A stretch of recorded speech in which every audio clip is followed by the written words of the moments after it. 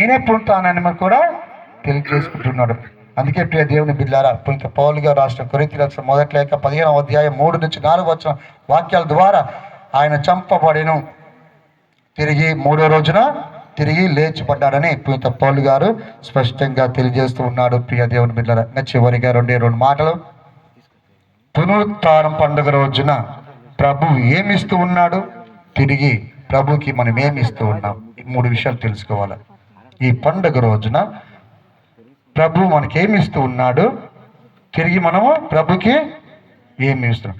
ప్రభు ఏమి ఇస్తూ ఉన్నాడంటే, మొట్టమొదటిగా యేసు ప్రభు యొక్క పునరుత్థానము మనకు శుభము కలుగును గాక అని మొట్టమొదటి ఇస్తూ ఉన్నాడు. ఈరోజు మనందరికీ శుభం కలగాలి.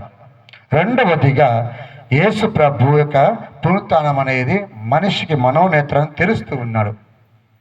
ఇంకా మూడవదిగా యేసు ప్రభు పునరుత్థానం ద్వారా మనందరికీ కూడా శాంతిని ఇస్తూ ఉన్నాడు. అవి 3 ఈరోజు మనందరికీ ఇచ్చాడు. కానీ తిరిగి మనం ఏమి ఇస్తూ ఉన్నాం?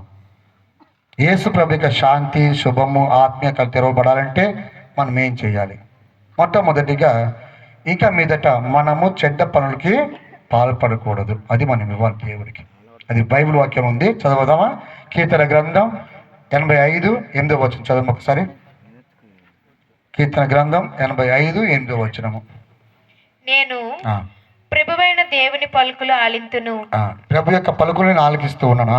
ఆయన తన భక్తులమైన మనము శాంతి కలుగునని మనము మాత్రము మరలా చెడ్డ పనులకు పాల్పడరాదని చెడ్డ పనులకి పాల్పడకూడదని చెప్పుచున్నాడు.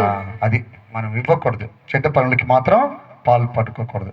రెండవదిగా ఆయన పాదాలు పట్టుకొని ఆరాధించాలి. మనం అదే చేయాలి, ఆయన యొక్క పాదాలు పట్టుకొని ఆరాధించాలి. మత్తయి సువార్త 28వ, ఇప్పుడు ఈనాడు సువార్త పట్టణం, మత్తయి సువార్త 28:9 చదవమా. యేసు వారిని సమీపించి, యేసు ప్రభు